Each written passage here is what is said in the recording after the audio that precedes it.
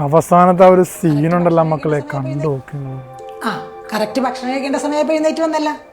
പിന്നെ വീട്ടിലെ ശീലമൊന്നും ഇവിടെ പറ്റില്ല. ആ മുടി ഒന്ന് കെട്ടി വെച്ചേ, എന്നിട്ട് ഇങ്ങോട്ട് വന്നാൽ മതി.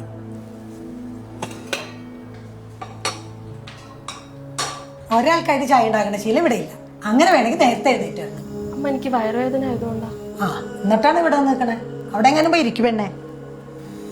എന്ത് ചെയ്താലും അതെങ്ങനെയാ പറഞ്ഞു കൊടുക്കാൻ തള്ള വേണ്ടേ? ഇവക്ക് മാത്രം എന്താ മാസത്തിൽ 2 പ്രാവശ്യം? ആ അടുക്കള കയറാണ്ടിരിക്കാനുള്ള സൂത്രമായിരിക്കും, അല്ലാണ്ട് എന്താ?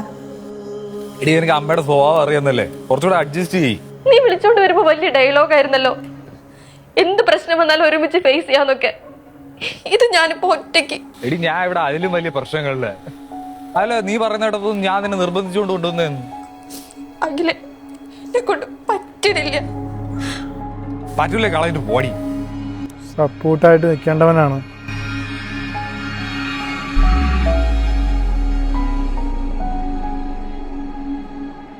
എടി പെണ്ണേ, ഇവിടെ നീ ഭക്ഷണം കഴിക്കുക.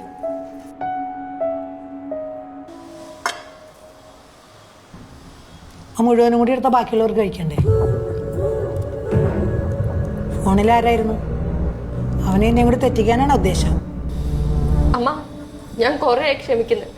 നീ എന്തെങ്കിലും പറഞ്ഞ അങ്ങനെ കേട്ടിരുന്നു വരില്ല. ആഹാ നിനക്ക് നാക്കണ്ട. നീ എന്ത് ചെയ്യൂടി? പറ്റില്ല, ഇറങ്ങി പോടി. ഇത് സാധനം നോക്കിയല്ലേ പല പെൺകുട്ടികളും ജീവിതത്തിൽ അനുഭവിക്കുന്ന പച്ചയായ യാഥാർത്ഥ്യമാണ്.